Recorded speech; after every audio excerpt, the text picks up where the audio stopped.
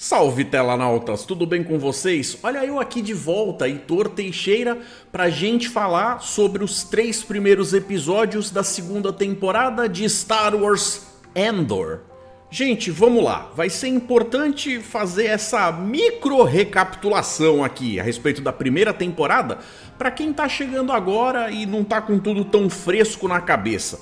Basicamente é simples, é como se você dissesse assim: a gente tá vivendo num tempo onde o Império ainda não tá com toda a força que ele um dia vai ter, mas tá chegando lá. Ele já é temido, já é desrespeitado até por um monte de gente, mas ainda tá numa coisa onde ele ainda tem uma certa fachada para poder tentar vender a ideia de que eles são os mocinhos, como tem um monte de sistema político por aí que acaba fazendo. De qualquer forma, no meio dessa situação toda, uma das pessoas que tem a vida afetada desde sempre, desde que era criança, era o Cassian Andor, que acaba sendo vítima, órfão, justamente dos abusos que o Império, para poder crescer, acabou fazendo em cima de tanta gente, inclusive dos pais dele, fazendo com que ele fosse criado de forma adotiva por uma outra pessoa. E aí, aquela vida miserável o tempo inteiro faz com que, em algum determinado momento, ele acabe precisando justamente correr atrás de saber a respeito do paradeiro da irmã dele, que sumiu quando eles eram crianças, sendo que ele foi adotado de forma separada por causa das circunstâncias da vida. Seguindo as poucas pistas que ele tinha, ele acaba indo numa espécie de aventura detetivesca, onde ele acaba arranjando lá um problema com a autoridade local, que não chega a ser uma autoridade do Império, não são Stormtroopers nem nada. Seria meio tipo aquela guardinha municipal, que tenha lá alguma força, algum poder, o suficiente para encher o saco, para ser uma pedra no sapato, mas que não necessariamente representa o Império propriamente dito. É que essa galera, pelo simples fato de ter algum pouquinho de poder, acaba dando aquela abusada, achando que é mais do que é na verdade, e ele acaba numa situação incidental, matando uns dos caras da dupla que tá vindo atrás dele. Aí ele acaba sendo obrigado a matar o outro de fato, porque agora que a porcaria já tá feita mesmo, e a partir daí uma série de coisas começam a acontecer, uma sucessão de erros que levam ele a ter que fazer escolhas que chamam a atenção do Luten Rael, o cara que basicamente é um dos fomentadores da rebelião, aquela que vai lutar de fato contra o Império, que vê nele um grande potencial, mas que, justamente por ele ser um desconhecido, acaba tratando ele meio como um estagiário, como um trainee. É óbvio, numa situação dessas você não sai trazendo muita confiança para quem você nunca viu na vida. Ele vai ter que ser amaciado, aliciado, testado e vai ter que provar aonde o coração dele tá. Então ele começa a ter contato com algumas primeiras missões e aquele negócio todo, até tentando com isso conseguir lucro o suficiente para ter verba para fugir com a família dele, a família adotiva, para um outro lugar e levar uma vida tranquila, voltar pro anonimato. O problema é que quando ele começa a ver tudo o que está acontecendo e o que o Império de fato está fazendo com todo mundo, e acaba de fato matando inclusive essa família adotiva e perseguindo os amigos da nova terra, que não chega a ser a natal, mas é a nova terra dele, ele acaba se vendo obrigado a fazer parte justamente dessa rebelião, que por enquanto ainda nem se vê como uma rebelião propriamente dita, mas ele vai atolando o pé na lama de tal forma que em dado momento ele é obrigado a dar o braço a torcer de que agora ele faz parte mesmo. Isso é o que acontece até o final da primeira temporada. Quando a gente começa essa segunda aqui, então, a gente vê que teve um salto de 1 ano com as consequências diretas do que estava acontecendo lá atrás. Ou seja, a gente vê que os amigos dele agora, junto com ele, são fugitivos, sendo que ele faz parte de uma espécie de agente, cada vez com mais responsabilidades, e que ele amadureceu pra caramba nas capacidades dele, de poder usar a lábia e outras formas de Sivirovski para poder fazer as missões, que é justamente o que vai fazendo com que o Luten acabe cada vez mais confiando coisas importantes na mão dele. A Disney decidiu então lançar 3 episódios por semana, para poder fazer a vida dos reviewers facinho, uma maravilha. Então, agora, tendo assistido os 3 episódios, eu vou trazer comentando o que está acontecendo e aonde é que tá os meus pensamentos, onde é que eles estão. O que eu tô achando da série até então? Antes de entrar nos spoilers, vou dizer pra vocês de forma geral que o tom e o clima e a qualidade de produção continua, se não a mesma, melhor do que a da primeira temporada. Agora, também devo dizer que eles terem lançado 3 episódios logo de uma vez, ao mesmo tempo que é bacana, porque você vê um primeiro arco de história, creio eu, completo, você também é exposto ao ritmo que eles estão empregando no fazer desta série. E aí eu devo dizer que tudo lá é muito bem feito, a história é muito bem contada, mas não posso deixar de dizer que não tem uma certa sensação de roda presa. Porque, a princípio, para 3 episódios que foram até bastante longos, a gente tem que levar em consideração que a história andou bem pouco. Ou seja, tudo o que tinha para acontecer, que nem era tanta coisa assim, acontece com começo, meio e fim nesses 3 episódios. Mas são coisas que não dá para dizer que eles teriam contado todo um arco épico. Em qualquer filme para cinema, esses eventos teriam acontecido provavelmente nos primeiros 10 minutos. Se a gente for levar em consideração sobre o que está tratando a série, a gente vai ver que tem invariavelmente 2 lados. Apesar de cada um desses lados se ramificar para outras histórias menores, de coisas que fazem com que cada um desses lados se tornem coisas complexas, a gente basicamente está falando da história do lado da rebelião e do lado do império. A gente vai sim ver algo sendo contado que embarca esses 2 lados aí. Vamos começar então dando uma pincelada em cima justamente do lado da rebelião. A gente vai ver tanto o lado dos aliados, dos amigos do Cassian, o que ele está fazendo nesse momento, e a gente vai ver também um outro lado que tem a ver com uma outra galera que também é de certa forma rebelde, mas não representa necessariamente aquela galera mais baixa que coloca a cara à tapa, assim, de uma hora para outra, se enfrentando com os Stormtroopers e tal, e faz a coisa de um jeito mais na sutileza, na surdina, naquela base da fachada social para conseguir cuidar de um lado que aquela outra galera não conseguiria. Afinal, vamos parar para pensar só um segundinho. Se a gente está falando de 2 lados que em teoria deveriam ter algum tipo de simetria, porque a gente está falando dos mocinhos e dos bandidos, a gente até sabe que a rebelião já nasce em desvantagem. Porque o Império, uma vez que se torne um Império, faz isso de forma oficial, com toda a máquina governamental e militar, financeira ao seu lado, fazendo com que muitas das coisas que são feitas, as atitudes, ordens e leis que são plantadas ali, mesmo que não sejam assim as mais populares, as mais bem aceitas, vão ser acatadas porque basicamente são feitas por quem é dono da bola. Agora, a galera da rebelião, se quiser ter o mínimo de chance de conseguir enfrentar essa outra galera, vai ter que deixar de simplesmente usar táticas de guerrilha terroristas para conseguir ter o seu próprio exército. E eu não sei se vocês sabem, mas isso nunca sai barato. Você conseguir financiar uma máquina de guerra, primeiro você tem que ter quem construa tanto os equipamentos, os veículos e tudo mais, você tem que dar alojamento, refeição, treinamento, toda uma outra série de coisas logísticas que custam dinheiro, e esse dinheiro tem que vir de algum lugar. Então, a gente está acompanhando aqui alguns dos políticos daquela sociedade mais elite, fazendo aquela vidinha de faz de conta que tá tudo bem, que tudo segue normal. E para alguns, isso até é verdade mesmo. Eles lidam como se o Império fosse simplesmente uma mudança no jeito das coisas acontecerem e continuam vivendo como se nada houvesse. Porque a vida deles não foi assim tão afetada. É por isso até que eles conseguem concordar com a forma como as coisas acontecem.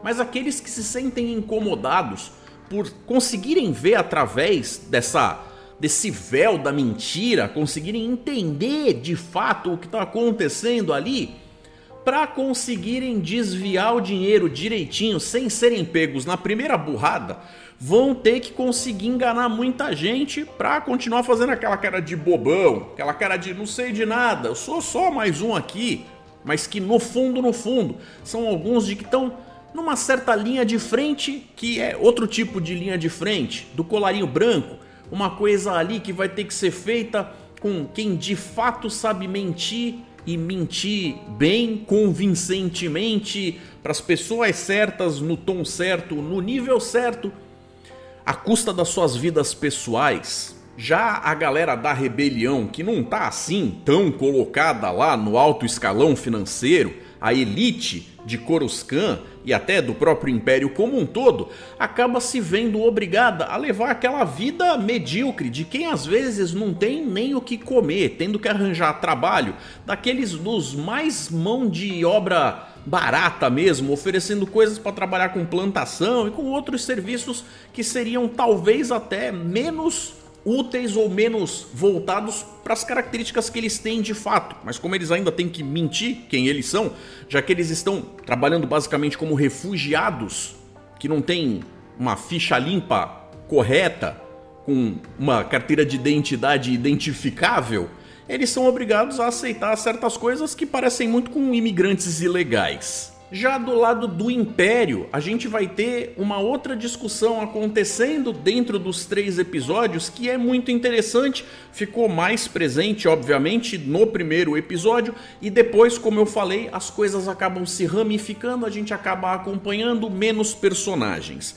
Mas, de qualquer forma, ainda antes dos spoilers, o que basicamente o Império está tentando fazer é prestar atenção em todos os recursos disponíveis e ver quais os que eles podem usar, a despeito do fato de que conseguir ter acesso àquelas coisas pode irritar bastante gente.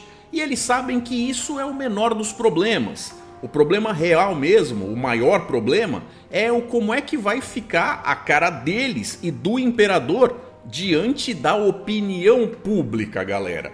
Pois é, o Império ainda não está naquela fase onde consegue mandar e desmandar, porque, lembremos, eles ainda nem dissolveram o Senado, eles ainda têm uma fachada, um faz de conta, eles de vez em quando são obrigados a fazer aquela guerra de controle de narrativa para poder fazer o cidadão de bem normal do dia a dia achar que tá tudo certo, que tá tudo bacana sobre o regime dos militares.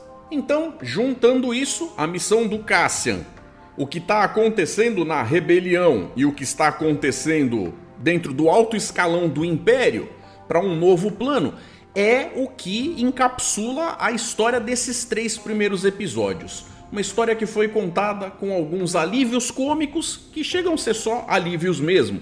Você não chega a gargalhar, mas o resto do tempo ou você fica tenso ou você fica muito tenso.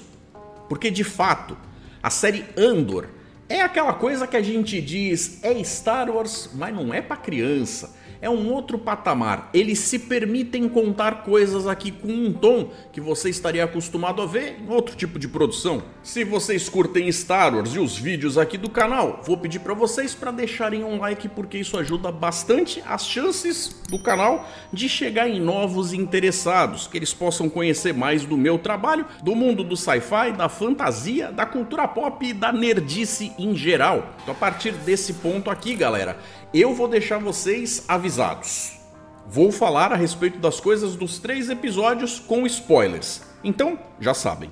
Lembrando também que o que eu vou dizer meio que diz respeito às historinhas que são contadas sem necessariamente respeitar uma ordem cronológica, meio que falando a respeito de cada uma das coisas que é contada, independente de se elas aparecem no primeiro, segundo ou terceiro episódio, beleza? Ainda assim, a primeira coisa que a gente vê é que de fato a rebelião é feita de gente simples, humilde, que é corajosa, não por não ter medo, mas por ter medo e fazer o que precisa mesmo assim.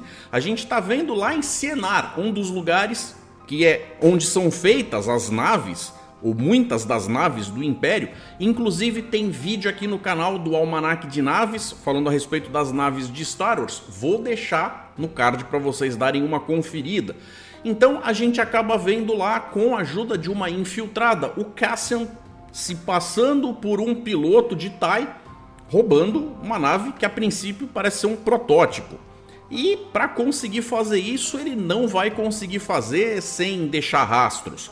Porque ele consegue tudo, menos ser stealth, menos ser furtivo. Um pouco mais pra frente na trama, a gente meio que acaba sabendo, descobrindo que ele tinha recebido um treinamento para poder fazer essa missão específica, mas quando ele chega lá e encontra essa nave, aparentemente ela tem controles e sistemas que ele nunca viu na vida. Até por isso, ele, melhor do que outras pessoas que talvez nunca tenham tido contato com uma TIE na vida, consegue mexer mais com ela, melhor com ela do que muitas outras pessoas que tentam e fazem cara de que não sabem nem por onde começar. Ainda assim, tudo pra ele lá é novidade e a coisa é bastante complicada, o que deixa ele bem chateado, porque ele mais uma vez se sente usado, mesmo a gente já estando num ponto onde, em teoria, ele já é um ativo, um agente que trabalha pro Luten Rael há bastante tempo.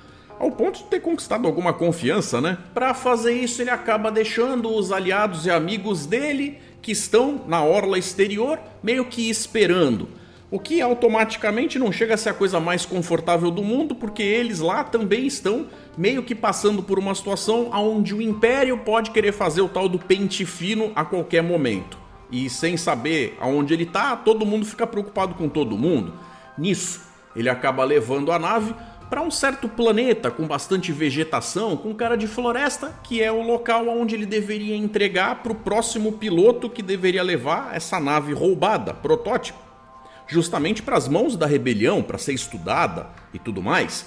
O problema é que quando ele chega lá, ele encontra uma galera sim, de rebeldes também, mas que estão numa situação tão complicada que eles com fome e sem liderança já não sabem mais o que fazer, e aí eles ficam numa mescla de alívio cômico, porque tudo que eles fazem mostra pra gente o quão incompetente eles são e ao mesmo tempo o quão perigosos eles se mostram na causa, que sem ter o mínimo de noção do que estão fazendo, eles acabam não fazendo bem pra ninguém, sendo apenas uns patetas. É engraçado que conforme a coisa vai rolando, a gente vai vendo que durante esse 1 ano, o Cassian teve a oportunidade de crescer, de se desenvolver, de criar um certo tipo de lábia, de liderança, e disse Virovsky que ele vai usando ao longo do episódio para, além de ajudar os próprios caras que estão prendendo ele, conseguir escapar quando ele vê que não tem muita salvação, não tem muito o que ele possa fazer ali, já que ninguém quer escutar ninguém, já que todo mundo ali tem meio que a teoria da conspiração ligada no talo, e ele percebe que tentar dar murro em ponta de faca não vai levar ninguém a nada. Então ele acaba fugindo, e aí vem a grande revelação de que essa galera estava em Yavin o tempo inteiro. Sim, Yavin, aquele planeta que coloca pra gente o ponto inicial de aonde rola toda a Guerra nas Estrelas de Star Wars. Falando então da galera de elite, a gente vai falar de Chandrila, o planeta natal da Mon Mothma, e tudo o que ela tá passando para conseguir conversar com os aliados dela, meio que naquela boquinha pequena, na surdina para não ser percebida. Problema esse que acaba criando não só um perigo em relação ao quando ela tem que se esconder do Império, mas também em relação à própria família, que de fato é um bando de gente fútil que não entende ela. Inclusive parece que o marido dela, além de ser turrão, ainda tem lá um pezinho enfiado com o que não deve. Que pra mim não ficou exatamente claro com o que, mas com certeza não ajuda ela em nada. Esse negócio de colocar a vida pessoal em risco o tempo inteiro faz parte, mas é nas sutilezas que os 3 episódios vão mostrando pra gente tudo pelo que ela passa, sendo que as situações são calmas, com pessoas sorrindo, escutando música, vendo quadros bonitos, dancinhas e tudo mais. Mas no subtexto, ali na camada mais inferior, a gente vê que a tensão é altíssima e tudo o que está acontecendo é justamente entre essas pessoas que seriam responsáveis por conseguir financiar a rebelião sem ser pega, o que é difícil. Antes de falar dos aliados, que eu acho que fica bom salvar para falar no final, já que tem algo ali bastante contundente, principalmente em se tratando disso tudo estar sendo feito debaixo da gestão da Disney, vamos falar do Império. Finalmente no episódio 1, a gente tem a volta do Krennic. Sim, aquele cara que era um dos de roupinha branca, tipo, mais alto escalão do Império, que aparecem justamente em Rogue One.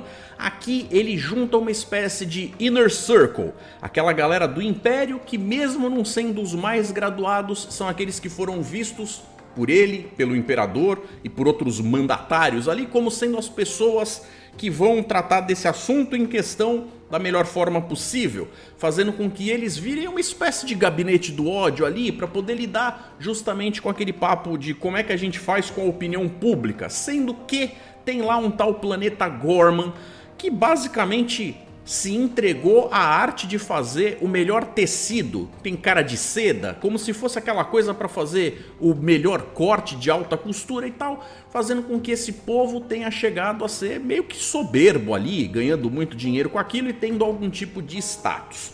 Lá eles têm também um tipo muito específico de aranha, que é justamente quem faz o fio desse tecido.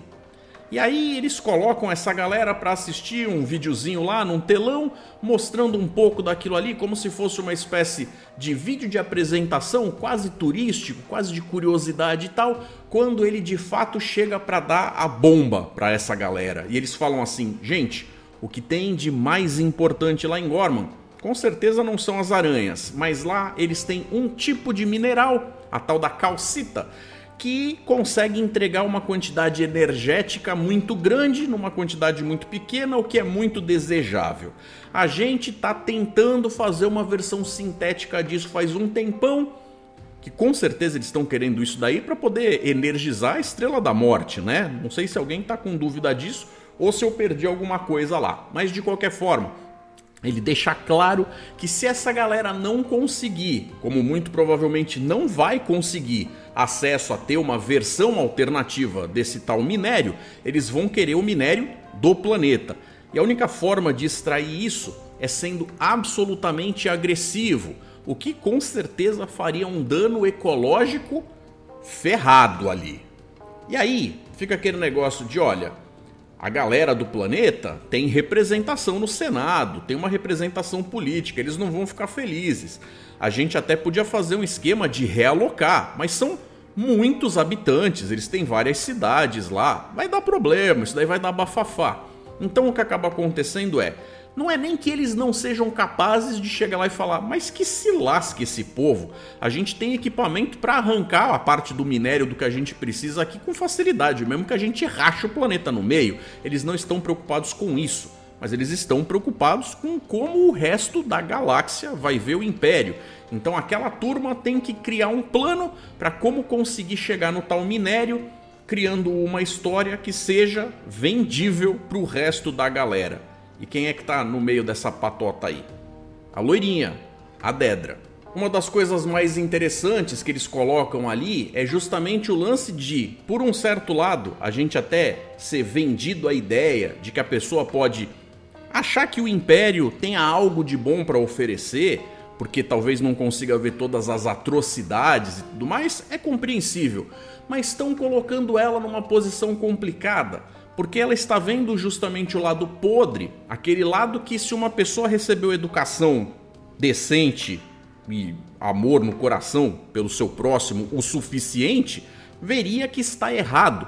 Mas ela acaba sendo tragada para o meio daquela coisa, e mesmo tendo ali uma espécie de problema moral a princípio, ainda assim ela se vê obrigada a participar, porque, vamos ser francos, quem está onde ela está não tem assim tanta escolha. E aí nos próximos 2 episódios a gente deixa de estar com essa turminha para se focar muito mais na relação dela com o bobão, do agora namorado dela. Já que a gente vê que ela e o Cyril Karn de fato estão juntos, levando uma vida juntos, sendo que eles se completam, se combinam até que bem. Ambos têm um jeitão ali de fazer as coisas toda cheia de toque, tudo arrumadinho, limpinho, milimétrico e aquele negócio todo que meio que combina entre os dois, apesar de ela estar numa posição de vida que ele desejaria estar, mas não teve a capacidade de alcançar, e ela vê nele alguém que até tem muito para oferecer, mas que teve uma sorte danada ao longo da vida. E aí você vê que eles estão passando por uma determinada situação onde está ficando cada vez mais tenso, E aí você descobre que na verdade aquela tensão toda é porque eles estão com aquele desconforto social de receber a mãe dele numa visita, já que vai ser a primeira vez em que a loirinha basicamente vai conhecer a sogra. O que ficou bacana pra caramba foi todo o subtexto que eles colocaram, já que em determinado momento, depois de ser irritante pra caramba, a tal velhota acaba descobrindo que o buraco é mais embaixo. Quando a loirinha mostra quem ela é, dando aquela torcida num plot twist de meio que tomar a situação, as rédeas pelas mãos e colocar a velha no lugar dela. Mostrando pra gente o que é capaz de fazer a educação imperial em alguém que tem, além de tudo, autoridade. Quanto mais perto do fim do episódio, mais tensa a coisa vai ficando, seja em Chandrila, com a Mon Mothma sendo obrigada a participar da festa, mesmo que a contragosto, inclusive ficando bêbada, que nem a filha disse que ela queria estar, quando ela justamente estava tentando proteger a menina, e a menina é fútil demais para conseguir perceber. O problema é que a Mon Mothma nunca conseguiu criar ela do jeito certo, contando para ela as coisas certas para mostrar para ela como é que de fato o mundo funciona. Mas como ninguém é de ferro e a mulher também é humana, acaba chegando num ponto onde você vê que ela se entrega, paciência.